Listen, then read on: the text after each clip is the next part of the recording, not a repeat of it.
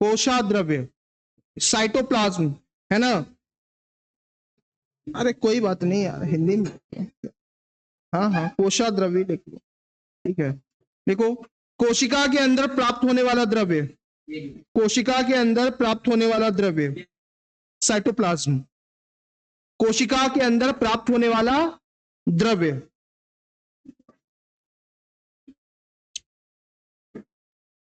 कोशिका के अंदर प्राप्त होने वाला द्रव्य।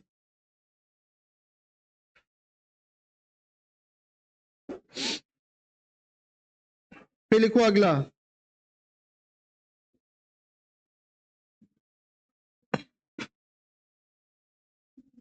केंद्रक द्रव्य, या ऐसे लिखो केंद्रक, लिखो केंद्रक, केंद्रक, न्यूक्लियस, केंद्रक, केंद्रक। अगला पार्ट है केंद्रक, न्यूक्लियस, अगला पार्ट है केंद्रक। देखो, कोशिका का केंद्रीय भाग है, central part of the cell, कोशिका का केंद्रीय भाग है, कोशिका का केंद्रीय भाग है, लिखा, कोशिका का केंद्रीय भाग है, लिख लिया। कोशिका का क्या है, केंद्रीय भाग। देखो, इसका सघन भाग, इसका सघन भाग, इसका सघन भाग केंद्रिका कहलाता है, इसका सघन भाग केंद्रिका कहलाता है,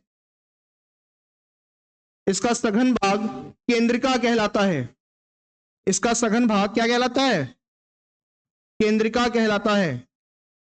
एक dense part is called nucleolus, dense, dense part is called nucleolus, nucleolus. सवाल ये पूछता है केंद्रिका कहां प्राप्त होती है, केंद्रक के अंदर मिलती है, याद रखना, केंद्रक के अंदर क्या मिलेगा, केंद्रिका मिलेगी, ठीक। Dense part is called nucleolus, ठीक। अगला पॉइंट नोट करो, लिखो क्रोमोसोम या गुणसूत्र, क्रोमोसोम, क्रोमोसोम या गुणसूत्र, क्रोमोसोम या गुणसूत्र या डीएनए, क्रोमोसोम, गुणसूत्र या डीएनए, क्रोमोसोम, गुणसूत्र या डीएनए, डीएनए केंद्रक में मिलते हैं, केंद्रक में मिलते हैं, केंद्रक में मिलते हैं। क्रोमोसोम और DNA present in the nucleus, present in the nucleus. अगला पॉइंट नोट करो, लिखो लिखो माइटोकॉन्ड्रिया, माइटोकॉन्ड्रिया, माइटोकॉन्ड्रिया, माइटोकॉन्ड्रिया को माइटोकॉन्ड्रिया ही कहते हैं, ठीक है, माइटोकॉन्ड्रिया।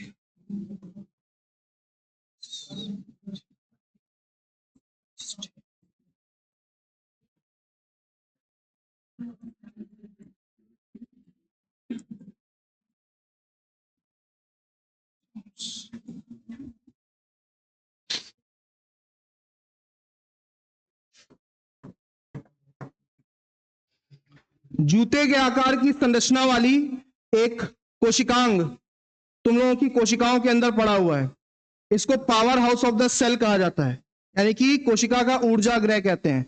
जो भी तुम खाना खाते हो उसका जितना भी कार्बोहाइड्रेट है, ठीक, यानी कि जो ग्लूकोज है C6H12O6, ठीक, वो इसके अंदर पहुंचता है, इसके अंदर, और जो भी तुम सांस लेते हो उसकी ऑक्सीजन भी इसके अंदर पहुंचती है। ये दोनों आपस में मिल करके क्रिया करते हैं, जैसे ग्लूकोज टूट जाता है और ग्लूकोज टूटने के बाद में बनता है कार्बन डाइऑक्साइड प्लस पानी प्लस एटीपी, इसका नाम है एडिनोसिन ट्राइफॉस्फेट, एडिनोसिन ट्राइफॉस्फेट। ठीक, इसको कोशिका की संचित ऊर्जा कहते हैं, कोशिका की संचित ऊर्जा, store energy of the cell. ठीक है, जो भी तुम जिंदा हो वो इसी प्रक्रिया, इसी रासायनिक प्रक्रिया के कारण से जिंदा हो। जो भी तुम एनर्जी ले रहे हो, एक्टिविटी कर रहे हो, वो इसी रासायनिक प्रक्रिया के कारण से कर रहे हो। और इस रासायनिक प्रक्रिया के माध्यम से एटीपी और ऊर्जा का निर्माण जो होता है वो इसी माइटोकॉन्ड्रिया के अंदर होता है। जब एटीपी टूटता है तो बॉन्ड ब्रेक होते हैं, यानी कि बंध टूटते हैं, और बंधन के टूटने से, बंधों के टूटने से ऊर्जा मुक्त होती है। किसी रासायनिक बंध को टूटने पर जितनी न्यूनतम ऊर्जा की आवश्यकता होती है, रसायन शास्त्र की भाषा उसे किस ऊर्जा के नाम से पुकारती है? नहीं समझे आए क्वेश्चन? किसी रासायनिक बंध को तोड़ने के लिए आवश्यक न्यूनतम ऊर्जा किस ऊर्जा के नाम से पुकारी जाती है? बंद हो गया तो बंधन हो गया ना? ना, जालक ऊर्जा, lattice energy. The minimum energy which required for breaking of any bond, any chemical bond is called the lattice energy.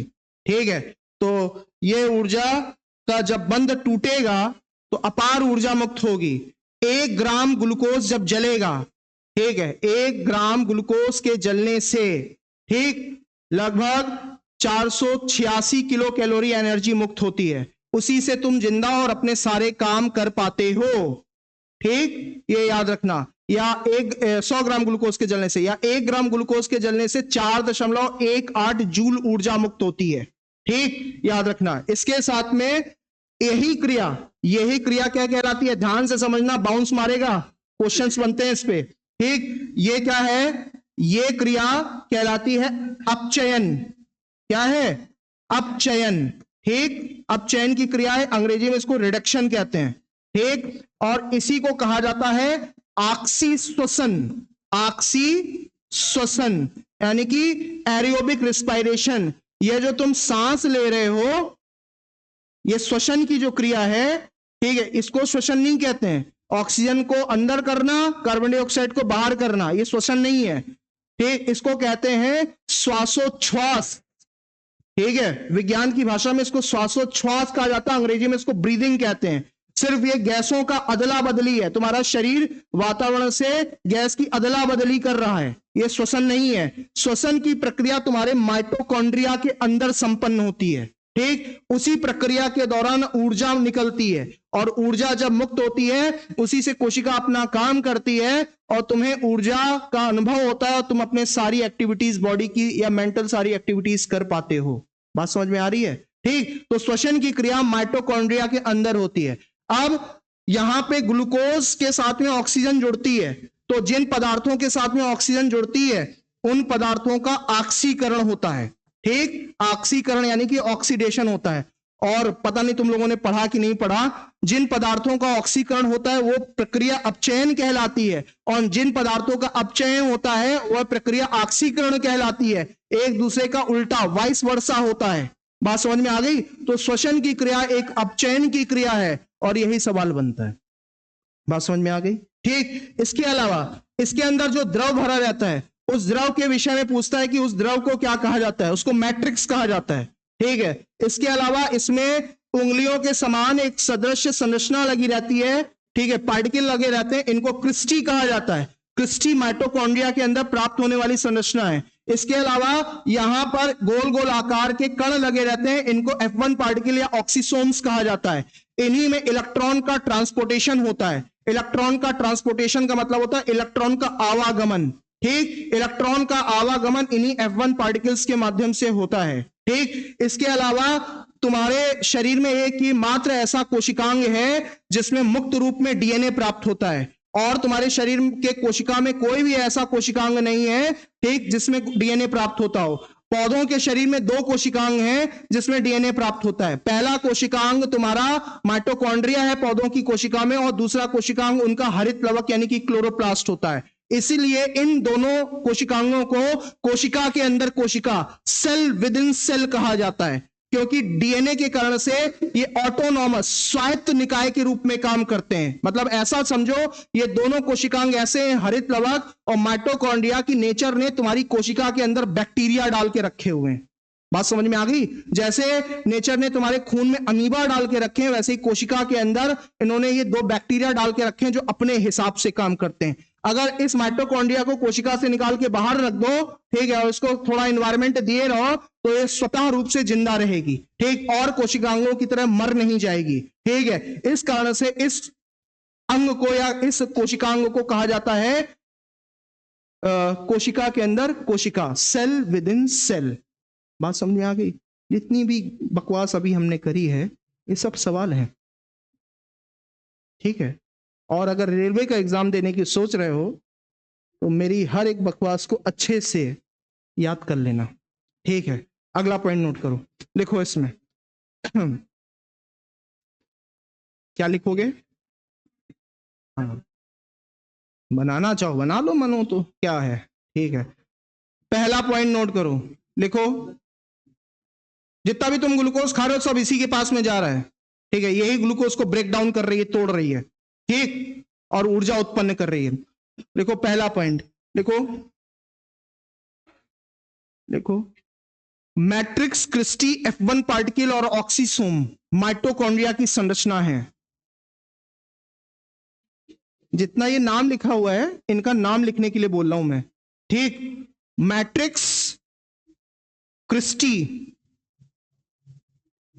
F1 particles या ऑक्सीसोम, F1 पार्टिकल्स को ही ऑक्सीसोम भी कहते हैं, माइटोकॉन्ड्रिया से संबंधित संरचना है, माइटोकॉन्ड्रिया से संबंधित संरचना है, are the structure of the mitochondria, mitochondria से संबंधित संरचना है।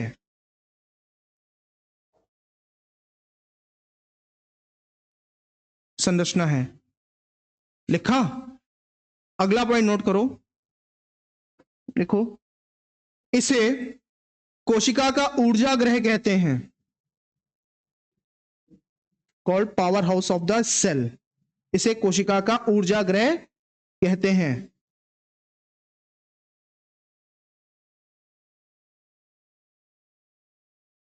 लिखा, इसे कोशिका का ऊर्जा ग्रह कहते हैं।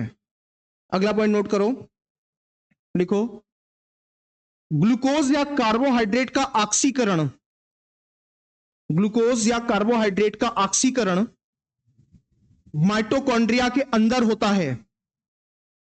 ग्लूकोज या कार्बोहाइड्रेट का ऑक्सीकरण माइटोकॉन्ड्रिया के अंदर होता है।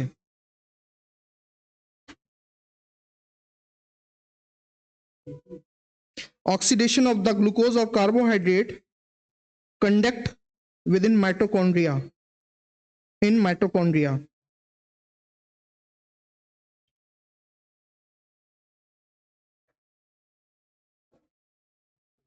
लिखा,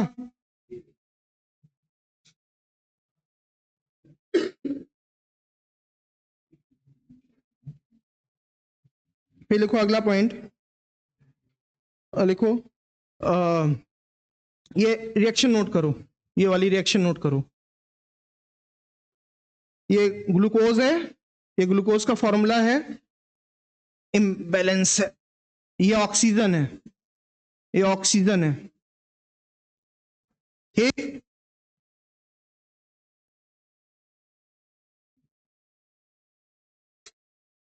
ये ऑक्सीजन है,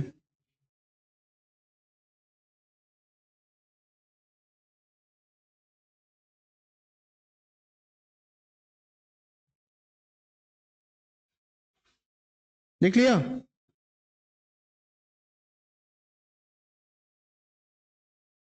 नोट कर ली। ऑक्सी, इसको कहते हैं ऑक्सी श्वसन, ठीक। इंग्लिश में कहते हैं एरोबिक रिस्पिरेशन, एरोबिक रिस्पिरेशन। ये अपचयन है। तो पूछेगा तुम लोगों से श्वसन किस प्रकार की प्रक्रिया है? अपचयन, ठीक। श्वसन की प्रक्रिया में ग्लूकोज का क्या होता है? ऑक्सीकरण, ठीक। और जब ग्लूकोज विखंडित होता है तो क्या बनता है? कार्बन डाइऑक्साइड बनेगी, पानी बनेगा और एटीपी बनेगा। ठीक, ये याद रखना। अगला पॉइंट नोट करो, एटीपी का फुल फॉर्म नोट कर लेना। नोट कर लिया? और एटीपी को कोशिका की संचित ऊर्जा कहते हैं। क्या कहते हैं? Store energy of the cell. Store energy of the cell, कोशिका की संचित ऊर्जा कहते हैं। कोशिका की संचित ऊर्जा कहते हैं। ठीक, अगला पॉइंट नोट करो, लिखो, एटीपी के विखंडन से माइटोकॉन्ड्रिया को ऊर्जा प्राप्त होती है।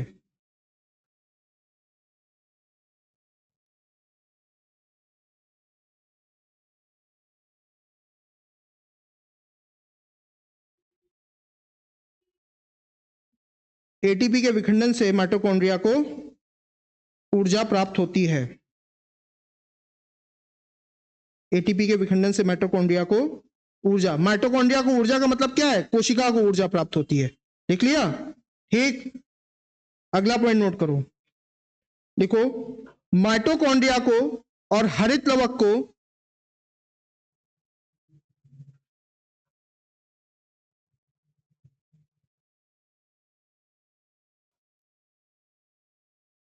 माइटोकॉन्ड्रिया और हरित लवक को कोशिका के अंदर कोशिका कहते हैं। Mitochondria and chloroplast is called cell within cell. कोशिका के अंदर कोशिका कहते हैं। कोशिका के अंदर कोशिका कहते हैं क्योंकि इसमें डीएनए प्राप्त होता है। इसमें डीएनए प्राप्त होता है। लिखा? अगला पॉइंट नोट करो, लिखो, 100 ग्राम ग्लूकोज के ऑक्सीकरण से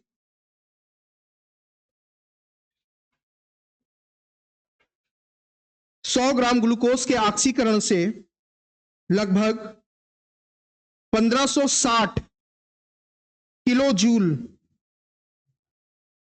1560 किलो जूल ऊर्जा मिलती है।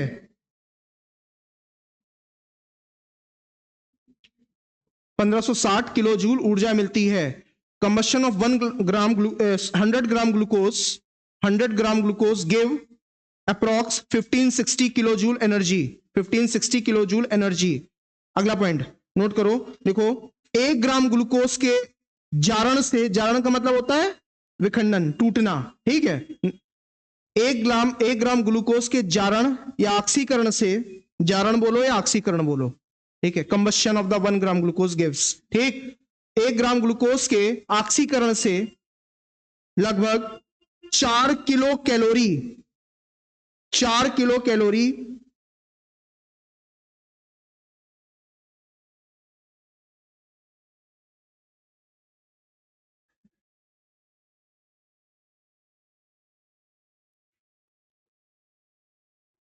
ऊर्जा प्राप्त होती है।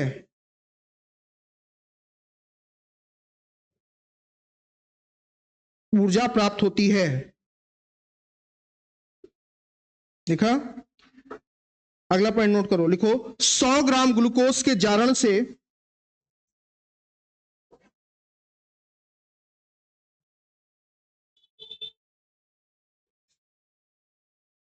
100 ग्राम ग्लूकोज के जारण से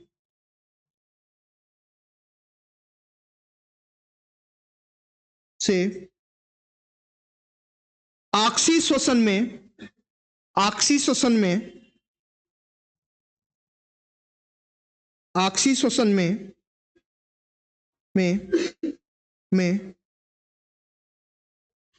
36 ब्रैकेट में लिखना, 30 से 32, ब्रैकेट में 30 से 32, 36 ब्रैकेट में 30 से 32, ठीक, या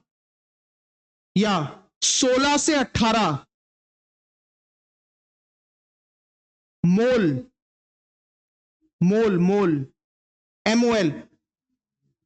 ठीक, वो पढ़ा था, वॉल्यूमेट्रिक केमिस्ट्री पढ़ी थी, वॉल्यूमेट्रिक केमिस्ट्री पढ़ी होगी ना, मोल वोल शब्द याद आ रहा है? ठीक, उसी की मोल की बात कर रहा है। ठीक है, वॉल्यूमेट्रिक केमिस्ट्री में लगभग 16 से 18 मोल एटीपी अणु मिलते हैं, एटीपी अणु मिलते हैं, ठीक। By the 100 gram combustion of glucose provide 32 पहले आउट ऑफ द ब्रैकेट लिखो 36, अब ब्रैकेट में लिखो 30 to 32, ये नंबर ऑफ द एटीपी है। बात समझ में आ गई।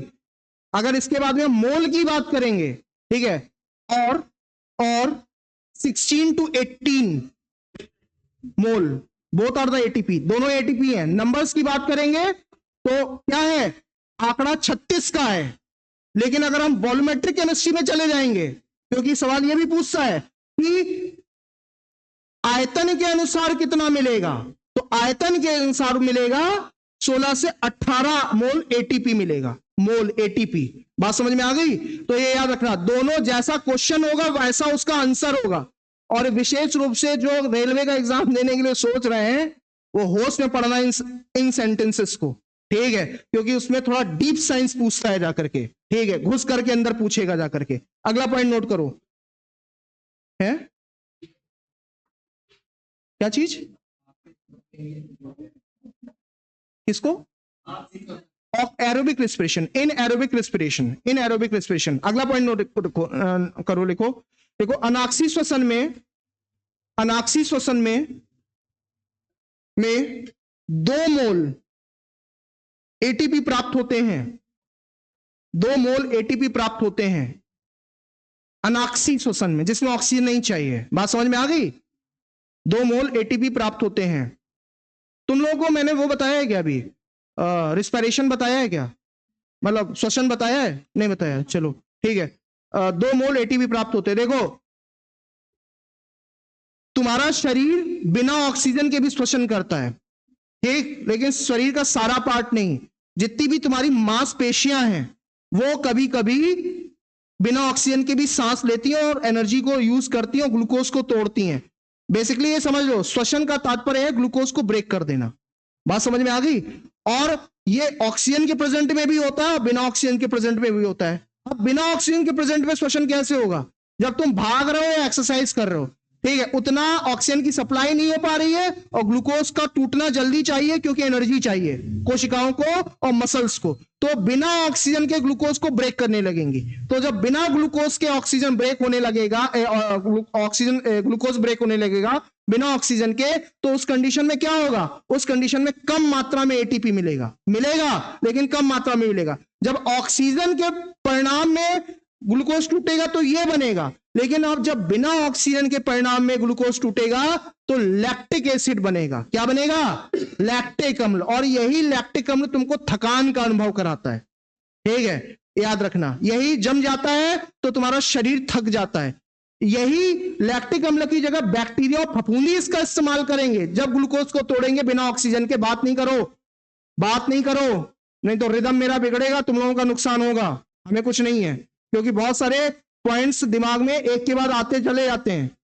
मुझे कुछ नहीं दिक्कत है, ठीक है, बात नहीं करो, ठीक, इसलिए बार बार बोलते हैं बात नहीं किया करो, नुकसान तुम ही लोगों का है।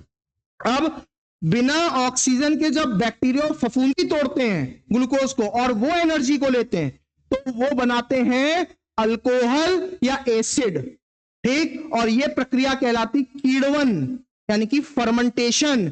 जितना भी खमीर उद्योग है, जो तुम चीज खाते हो वो इसी का परिणाम है, ठीक है। इसके अलावा जो तुम दही खाते हो, सिरका यूज करते हो, ठीक है, शराब का जो लोग इस्तेमाल करते हैं, बेकरी इंडस्ट्री का जो लोग इस्तेमाल करते हैं, ब्रेड, ठीक है, मफिन्स, इसके अलावा तुम्हारा केक या बन, जितना भी इस्तेमाल होता है, ये सब में ईस्ट के द्वारा अनाक्सी श्वसन कराया जाता है। बात समझ में आ गई। और वहां पे भी एटीपी प्रोड्यूस होते हैं। बात समझ में आ रही है। ये सब क्वेश्चंस हैं, मैंने इसलिए इंट्रोडक्शन करा दिया यहाँ पे। ये सब बातें हम बताएंगे, लिखवाएंगे जब हम श्वसन पढ़ाएंगे। यहाँ पे सिर्फ इतना ही पर्याप्त है माइटोकॉन्ड्रिया के कॉन्टेक्स्ट में, ठीक। तो पावर हाउस क्यों कहते हैं, समझ में आ गई ना बात। चलो आगे लिखो।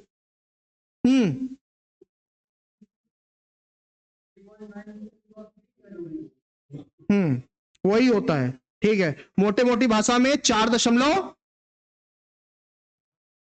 क्या होता है,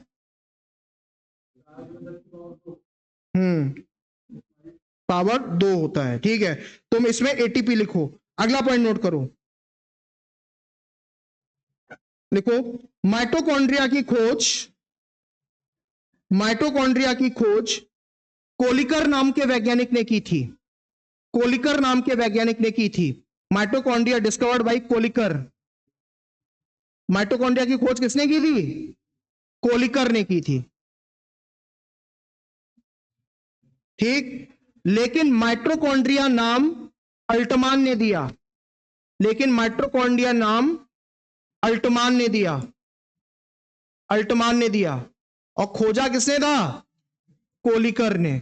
यह शब्द माइटोकॉन्ड्रिया किसने इस्तेमाल किया? अल्टमान ने। खोज करता है कोलिकर और माइटोकॉन्ड्रिया का शब्द देता है अल्टमान। ठीक, याद रखना।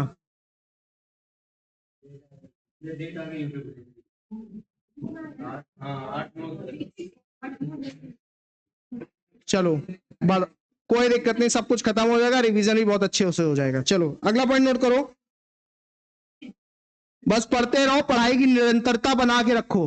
देखो हम लोग क्यों फेल होते हैं? फेल होने का एक प्रमुख कारण ये होता है हम लोगों का, हम लोग दो चीजें करते हैं।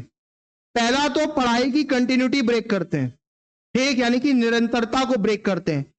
ठीक, आज तुमने मैथ्स के 5 सवाल नहीं हल किए, तुमने अपने आप को टारगेट दिया कि हमें इस टाइप के आज मैथ्स के 5 सवाल हल करने हैं, रीजनिंग के इतने सवाल हल करने हैं, जीएस में इतना सेक्शन पढ़ना है।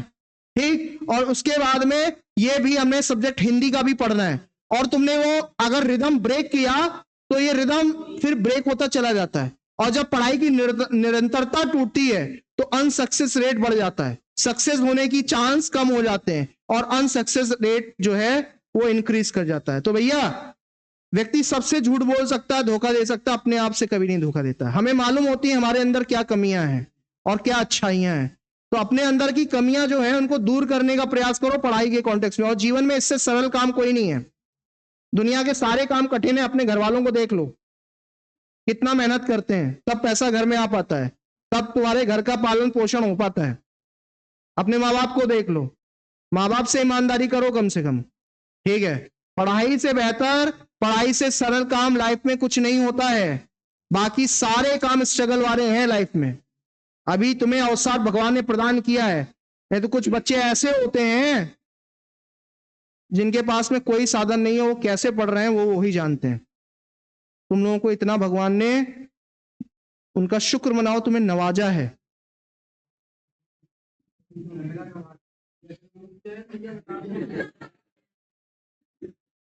क्या उच्चारण बता दें? अभी बताया था, तुम कहां थे? वो केमिस्ट्री में बताएंगे, उपचयन अपचयन। ना ना ना, यहां नहीं बताएंगे। नहीं नहीं, तो फिर तुम अलग से इंडिविजुअल पूछना, उपचयन और अपचयन। अगला पॉइंट नोट करो, लिखो लिखो लिखो हरित लवक, हरित लवक, हरित लवक।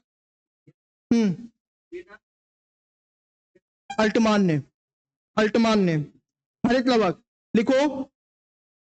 हरित लवक या लवक? लवक लिखो, हरित लवक या लवक। प्लास्टिड कहते हैं अंग्रेजी में इसको। लिखो इसमें, यह केवल पौधों में प्राप्त होते हैं, यह केवल पौधों में प्राप्त होते हैं, ये केवल पौधों में प्राप्त होते हैं, ये केवल पौधों में प्राप्त होते हैं। लिखा, present only in the plants. अगला पॉइंट नोट करो, लिखो 3 प्रकार के होते हैं, बात नहीं करो, यह 3 प्रकार के होते हैं, अवर्णी, हरित और वर्णी। अवर्णी, हरित और वर्णी।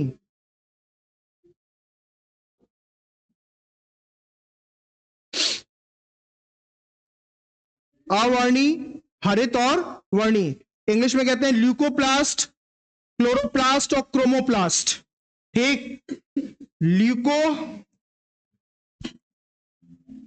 क्लोरो और क्रोमो प्लास्ट। ठीक, इसको कहते हैं अवर्णी, यह है हरित और यह है वर्णी। वर्ण शब्द का मतलब क्या होता है? कलर, ठीक, रंग। हरित का मतलब क्या होगा? हरा। और अवर्णी का मतलब होता है कलरलेस, यानी कि रंगहीन, ठीक। तो जाहिर सी बात है ल्यूकोप्लास्ट ऐसा लवक है जिसमें कोई कलर नहीं होता। तुम लोगों ने देखा होगा टमाटर में जब पहला फल आता है या फल आता है तो वो सफेद रंग का होता है टमाटर, देखा है? उसमें कोई भी प्लास्ट नहीं होता, लवक नहीं होता है, ठीक है। तो पूछता है कच्चे टमाटर में इनमें से किस प्रकार का लवक प्राप्त होता है? अवर्णी, ठीक। जो भी पौधे में सफेद रंग वाली चीजें उग रही हैं वो सब अवर्णी लवक को धारण किए हुए हैं, यानी कि ल्यूकोप्लास्ट को धारण किए हुए हैं। इतनी बात समझ में आ गई? तो डैश करके लिखो रंगहीन है, ये इसमें कन्वर्ट हो जाता है हरित लवक में। पहले लिखो, सब आ जाएगा, उत्तर सारे आ जाएंगे। लिखो रंगहीन होता है, अब लिखो हरित लवक। हरित लवक, बात नहीं करो भाई, कितना बात करते हो यार तुम लोग, ठीक है। हरित लवक में लिखो यह भी केवल पौधों में प्राप्त होता है, यह भी केवल पौधों में प्राप्त होता है। अपवाद नोट करो, एक्सेप्शन, युगलीना, युगलीना जंतु, जंतु एनिमल, ठीक। अपवाद कौन सा है?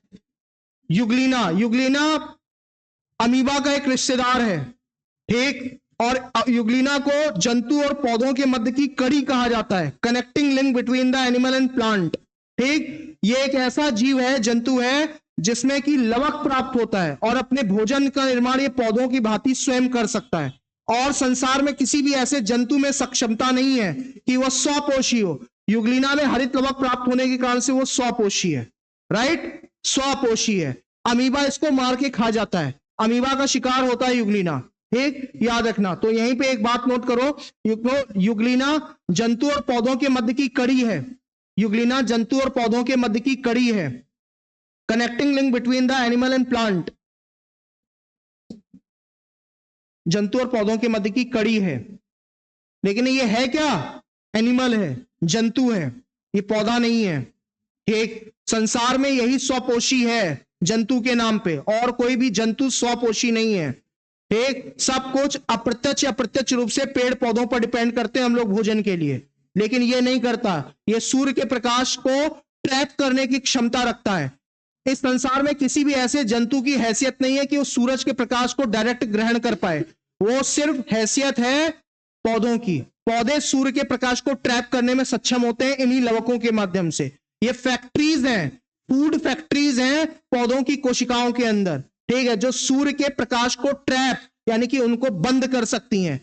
युगलीना को छोड़कर के किसी भी जंतु की इतनी औकात संसार में नहीं है।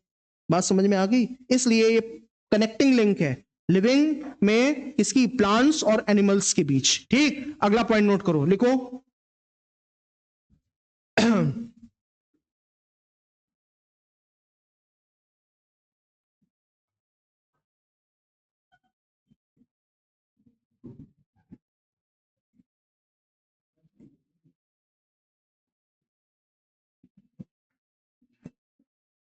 तुम्हें जब सेल को देखोगे तुम्हें हरित लवक कुछ इस तरीके से दिखाई पड़ेगा, ठीक है।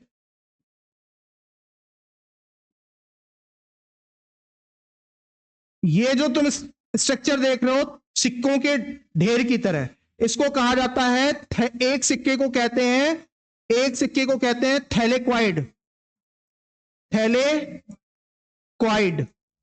ठीक। और इसका जो इस पूरा सिक्कों का ढेर होता है, ठीक है, सिक्कों का थैलेक्वाइड कह लो या ग्राना कह लो, ग्राना, जो सिक्कों का ढेर तुम देख रहे हो ये, ठीक, ये ग्रेनम कहलाता है, ग्रेनम।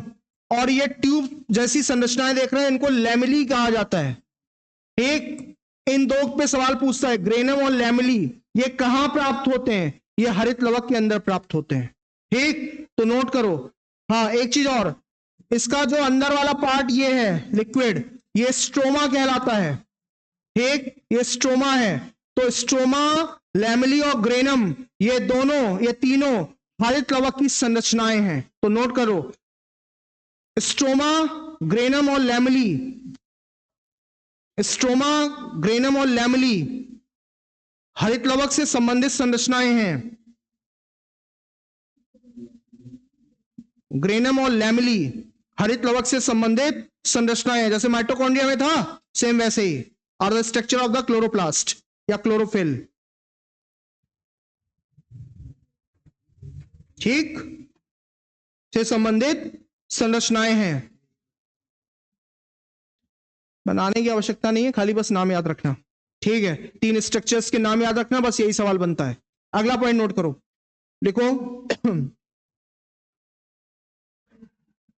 देखो, जैसे मैंने पहले लिखवा दिया था कि इसको भी कोशिका के अंदर कोशिका कहते हैं। क्यों? क्योंकि इसमें डीएनए मिलता है। ठीक, अगला पॉइंट नोट करो, लिखो हरित लवक का मुख्य रासायनिक तत्व मैग्नीशियम है। हरित लवक का मुख्य रासायनिक तत्व मैग्नीशियम है। Main chemical element is magnesium. इसके अलावा आयरन भी होता है, कोबाल्ट भी होता है, जिंक भी होता है। मुख्य रासायनिक तत्व मैग्नीशियम है, मैग्नीशियम। ठीक, इसके अंदर कौन सा मुख्य रासायनिक तत्व है? मैग्नीशियम। ठीक है, ये याद रखना है, यही सवाल है। अगला पॉइंट नोट करो, लिखो लिखो हरित लवक प्रकाश संश्लेषण क्रिया द्वारा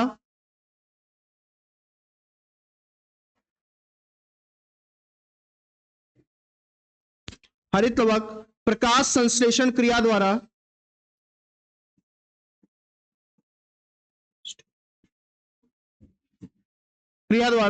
सूर्य प्रकाश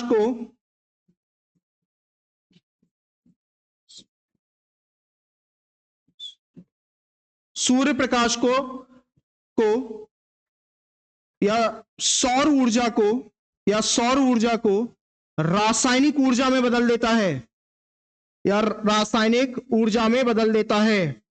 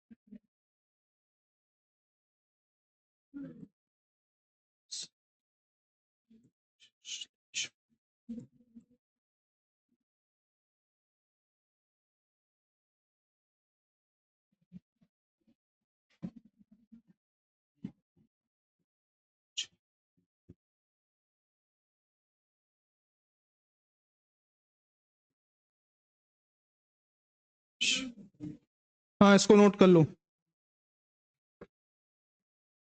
फोटोसिंथेसिस। ठीक,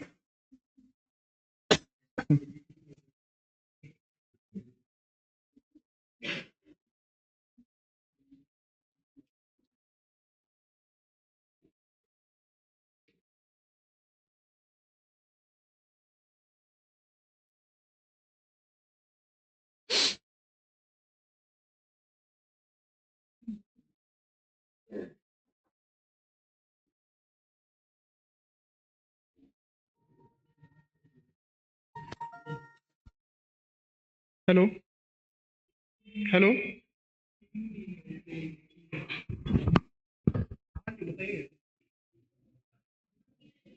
ठीक है, चलिए, ठीक ठीक, नोट कर लिया।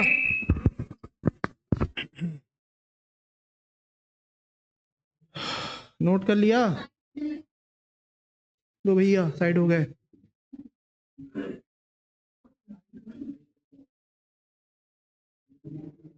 स्टोमेटा को रंध्र कहते हैं हिंदी में, रंध्र।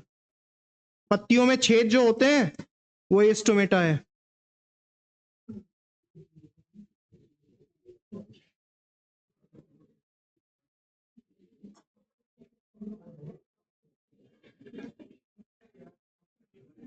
एक कहावत कही जाती है,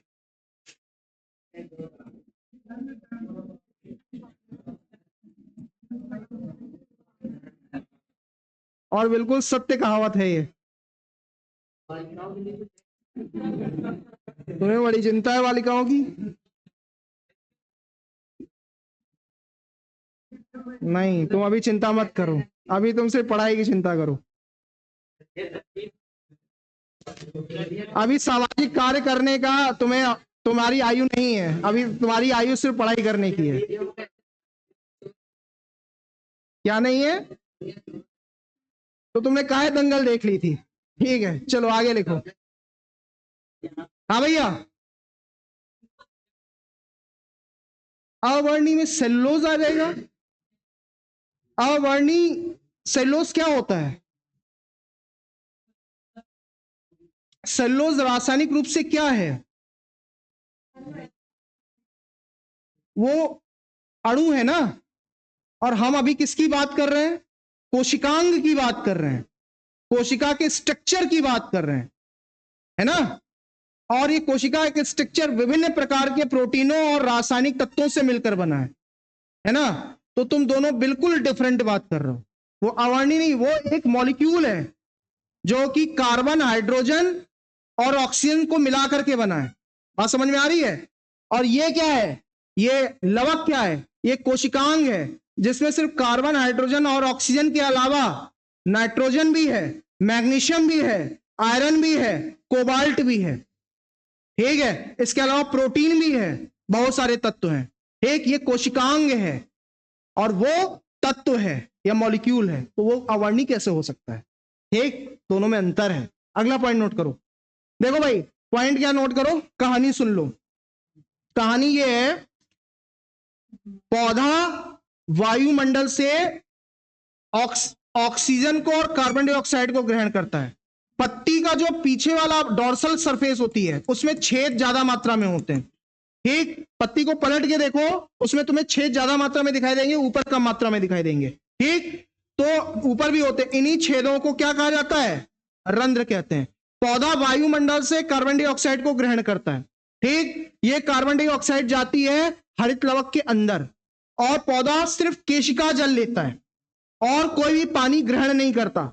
याद रखना, जमीन के नीचे बहुत सारा टाइप का पानी है। ठीक है, 5-6 टाइप का पानी का क्लासिफिकेशन है। ठीक है, जिसमें कि केशिका जल, केशिका जानते हो क्या होता है? फिजिक्स में पढ़ा था, केशिकात्व प्रभाव, याद आया? वही तो थी केशिका, है। हाँ, जड़ें पानी अवशोषित, मतलब अब जड़ें ही करेंगी भाई। पौधे का मतलब है जड़ ही कर रही है ना, वो जमीन में तो वही फिक्स है ना। बात समझ में आ रही है? तो इनकी पौधों की जो जड़ें हैं वो सिर्फ कैपिलरी वाटर लेती हैं। कैपिलरी वाटर का तात्पर्य क्या होता है? केशिकात्व प्रभाव कौन बताना चाहेगा? केशिकात्व प्रभाव, कैपिलरी एक्शन, कौन बताना चाहेगा? कौन कक्षा 12 में फिजिक्स पढ़ के आया है? सुनो भाई, बहुत सारे ऐसे तत्व होते हैं, बहुत सारी ऐसी चीजें हैं जिनमें सूक्ष्म नलियां प्राप्त होती हैं। ठीक, और इन सूक्ष्म नलियों के माध्यम से पानी गुरुत्वाकर्षण के विरोध में ऊपर की तरफ चढ़ता है।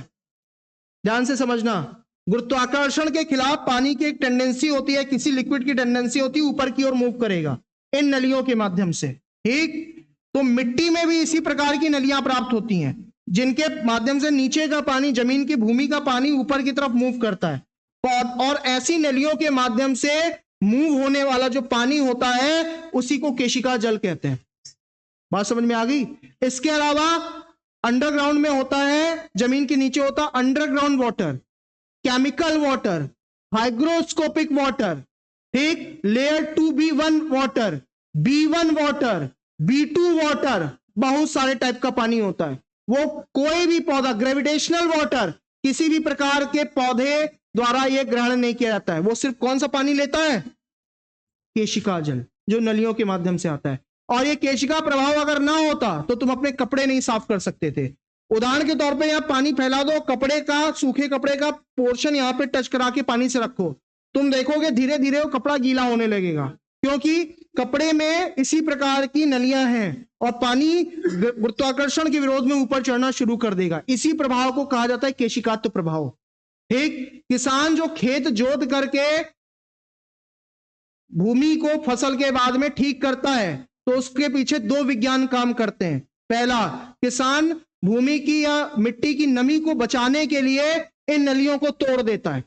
ठीक, जाने अनजाने, उसे नहीं मालूम होता है कि हम कैपिलरीज को तोड़ रहे हैं ताकि अंडरग्राउंड वाटर ऊपर ना आ जाए और खेत की नमी बर्बाद ना हो जाए। दूसरा, पौधों की आदत होती है बहुत सारे पोषक तत्वों को एक जगह इकट्ठा कर लेते हैं जब लगाया जाता है।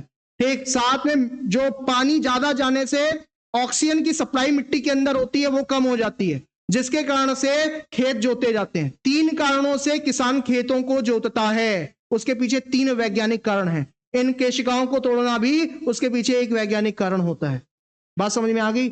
अगर ये केशिकाएं ना होती तुम तो दीपावली में भगवान के लिए रुई की बत्ती ना जला पाते, क्योंकि रुई की बत्ती के माध्यम से भी तेल इसी तरीके से, घी इसी तरीके से मूव करता है। ये सारे क्वेश्चन, ये एग्जाम्पल फिजिक्स में पूछे जाते हैं। जब फिजिक्स के क्वेश्चन आते हैं तो कैपिलरी एक्शन के बहुत ढेर सारे सवाल बनते हैं उसमें। ठीक है, तो ये याद रखना। कौन सा वाटर ग्रहण करेगा? Capillary water. ठीक, इसके अलावा प्रकाश संश्लेषण, सूरज के प्रकाश का तुम लोगों को मालूम है 7 रंगों का प्रकाश है। वेबग्योर, ठीक, वेबग्योर में सिर्फ पौधा रेड कलर का लाइट लेता है। ठीक, रेड कलर की लाइट लेता है, कभी कभी ब्लू भी ले लेता है। ठीक, प्रकाश संश्लेषण में लेता है। ठीक, और जब बीज अंकुरित होने वाला होता है तो सिर्फ रेड कलर की लाइट लेता है। ठीक, ब्लू कलर की लाइट नहीं लेता, याद रखना। क्यों? क्योंकि अगर हम लोग फिजिक्स में नीचे से ऊपर के रंगों की तरफ जाएंगे, ठीक, तो इनका एन बढ़ता है, आवृत्ति बढ़ेगी। ठीक, और जब हम ऊपर से नीचे की तरफ आएंगे तो इनका लैम्डा बढ़ता है, तरंग दैर्घ्य बढ़ती है। तो तीव्र प्रकाश का अवशोषण पौधा नहीं कर सकता है, इसलिए वो सबसे कम तीव्रता वाले प्रकाश के रंग को ग्रहण करता है। प्रकाश संश्लेषण में मुख्य रूप से सिर्फ लाल रंग का प्रकाश सहायक होता है, कभी कभी लाल और नीला दोनों दिया रहता है। जो प्रकाश बिल्कुल सहायक नहीं होता इन वेबग्योर में, बिल्कुल भी सहायक नहीं होता, वो कौन सा होना चाहिए? है, सोच समझ के उत्तर देना और फिजिक्स के कॉन्सेप्ट अप्लाई करके उत्तर देना।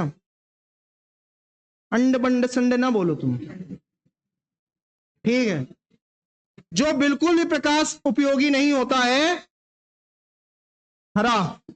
फिजिक्स का एक साधारण नियम कहता है वस्तुएं जिस रंग की हमें दिखती हैं उस रंग के प्रकाश का परावर्तन कर देती हैं, इसलिए वो हमें उस रंग की दिखती हैं। ये पीली दीवार तुमको इसलिए ऐसी पीली दिख रही है क्योंकि जो लाइट गिर रही है इसके ऊपर, और जब इससे लाइट रिफ्लेक्ट हो रही है तो पीला रंग अवशोषित नहीं कर रही है, ये दीवार पीले रंग को रिफ्लेक्ट कर रही है, इस कारण से तुम्हारी आंखों में ये पीला दिखाई पड़ रहा है। अगर ये पीला रंग अवशोषित कर लेगी तो तुमको ये पीली दीवार नहीं दिखाई पड़ेगी। ठीक, तो पत्तियां तुम्हें किस रंग की दिखती हैं? हरी, यानी कि हरे रंग का प्रकाश अवशोषित नहीं करती हैं वो, इस कारण से वो तुम्हें हरी दिखती हैं। तो पूरा फिजिक्स अप्लाई है वहां पर। हाँ, तो ग्रीन एब्जॉर्ब नहीं हो रहा है ना ये, ठीक है, इसलिए तुम्हें ग्रीन दिखाई पड़ रहा है। और अगर सारे रंग को अवशोषित कर लिया जाए तो वस्तुएं में किस रंग की दिखाई पड़ेंगी? अगर ये सारा वेबग्योर को एब्जॉर्ब कर ले, ये दीवार या कोई भी ऑब्जेक्ट सारा लाइट को, सारे स्पेक्ट्रम्स को एब्जॉर्ब कर ले, तो किस रंग की दिखाई पड़ेगी?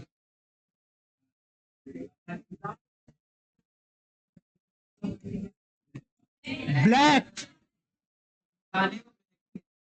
हाँ, ब्लैक देखेगी।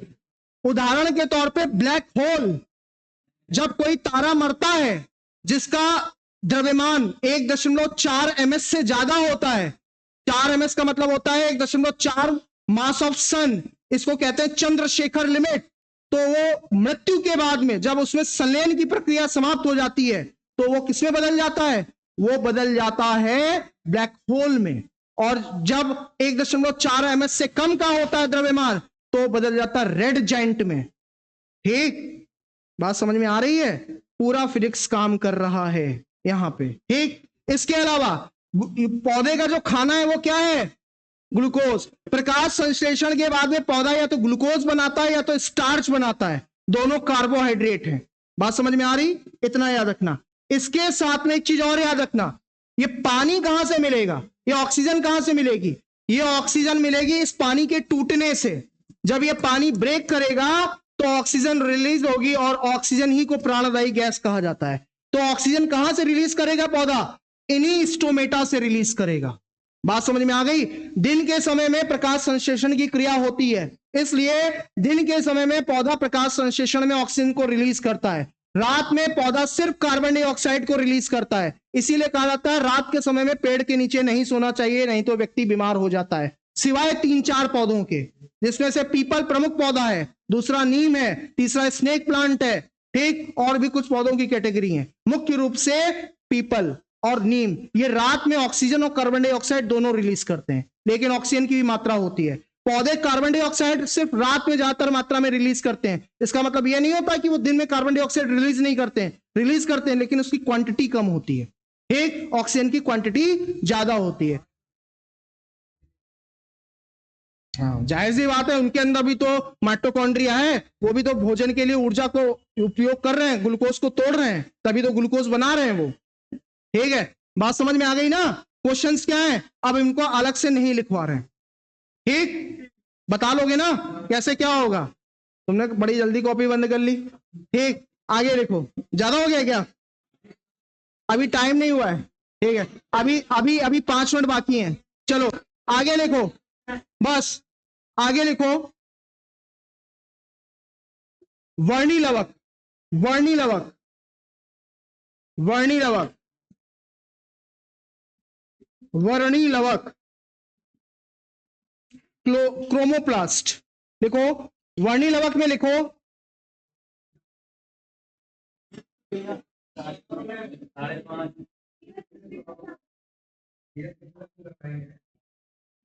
जीएससी तो पढ़ रही हो, पॉलिटी स्टार्ट करनी है ना?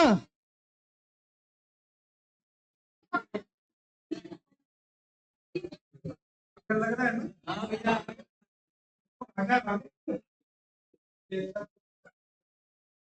चार बजे का टाइम है, अच्छे बच्चे हैं उनको अलग काट देंगे, थोड़े नए वाले उनको अलग कर देंगे। क्लास को ऐसी व्यवस्था करेंगे कि लंबी क्लास हो सके, क्लास का समय थोड़ा सा और बढ़ाना पड़ेगा। जो नए बच्चे आएंगे उनकी ज्यादा होगी, तुम्हारी फीस में कोई परिवर्तन नहीं है। और पहले सर्वर की फीस में परिवर्तन नहीं होगा, जो नए आएंगे उनको जो पैकेज, ठीक है ना? तो लोग ऐसी कराएंगे, हम करा देंगे, तो ऐसी करा देंगे हम सबको। आपके बीच में परिवर्तन नहीं होगा, लेकिन नए तरीके से बैच बनेगा, जीएसटी होगा। हाँ लेकिन मामला बैठ के पढ़ो, इलेक्शन होगा, ठीक है? ठीक है, आपको देख के जो काम है 4 महीने पहले पता चल गया तुम। हाँ भैया, कल का एग्जाम। चलिए ठीक है, ठीक सर, क्लास ओवर।